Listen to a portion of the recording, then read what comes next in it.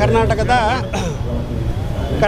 ಇವತ್ತು 15ನೇ ತಾರೀಕು ಮಾರ್ಚ್ 2024 ತುಂಬ ಶುಕ್ರವಾರ ಒಂದು ಮಹತ್ತರವಾದ ಕೆಲಸ ನಡೆದಿದೆ.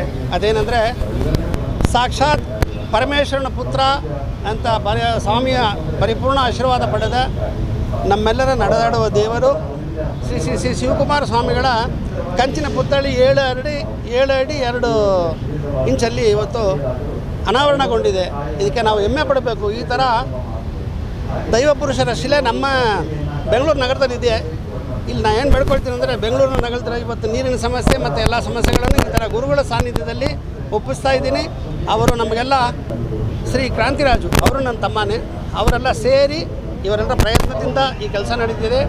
ಇಲ್ಲಿ ನಾನು ನಿಮ್ಮೆಲ್ಲರ ಸಹೋದರ MGR ಮಣಿ ಊರಿಗೆ ಉಪಕಾರಿ ವಿಷ್ಣುವರ್ಧನ ಅಭಿಮಾನಿಗಳ ಸಂಘವನ್ನು 1980ರಲ್ಲಿ, ಅಂದರೆ ಇವತ್ತಿಗೆ 45 ವರ್ಷಕ್ಕೆ ಮೊದಲು ಬೆಂಗಳೂರಲ್ಲಿ ವಿಷ್ಣುವರ್ಧನ ಅಣ್ಣನ ಅಭಿಮಾನಿ ಸಂಘವನ್ನು ಕಟ್ಟಿದ ಮೊದಲ ವ್ಯಕ್ತಿ ನಾನು. ಅದು ಮೊದಲ ಸಂಘ.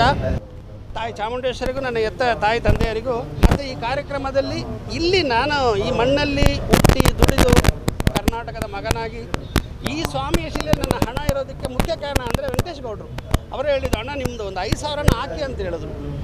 ಆಮೇಲೆ ಅದಕ್ಕೆ 1,15,000 ಕೊಡೋ ಭಾಗ್ಯ ಸಿಕ್ತು. ನಾನು ಕೊಟ್ಟಿಲ್ಲ, ದೇವರು ಕೊಡಿಸಿದ್ದಾನೆ. ಈ ಥರ ಸಮಾಜ ಸೇವೆ ಮಾಡೋ ಭಾಗ್ಯನ ದೇವರು ಸದಾ ನನಗೆ ಕೊಡಲಿ.